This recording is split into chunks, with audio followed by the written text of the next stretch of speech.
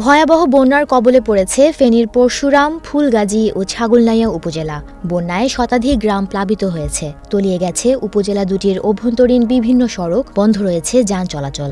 টানা বৃষ্টি ও উজানের ঢলে মুহুরী, কহুয়া ও সিলোনিয়া নদী বন্যার নিয়ন্ত্রণ বাঁধের আগের ১৭টি ভাঙন অংশে ফের পানি প্রবেশ করে চরম ভোগান্তিতে পড়েছেন লক্ষাধিক। ঘরের ভেতর পানি প্রবেশ করায় অনেকে চৌকি উঁচু করে কোনো রকম বসবাস করছেন। পানিতে তলিয়ে যাওয়ায় ফেনী পরশুরাম আঞ্চলিক সড়ক ও উপজেলার অভ্যন্তরীণ সড়কে বন্ধ রয়েছে যান চলাচল, বিচ্ছিন্ন রয়েছে বিদ্যুৎ। ভয়াবহ এই বন্যায় বানভাসী মানুষদের উদ্ধারে বুধবার দুপুর ২:৩০ থেকে কাজ শুরু করেছে বাংলাদেশ সেনাবাহিনী। জেলা প্রশাসনের পক্ষ থেকে বন্যা কবলিত এলাকায় আটকে পড়া মানুষদের উদ্ধার করতে সেনাবাহিনী ও কোস্টগার্ডের সহযোগিতা চাওয়া হয়। এরপর স্পিডবোট নিয়ে উদ্ধার কার্যক্রম শুরু করে তারা।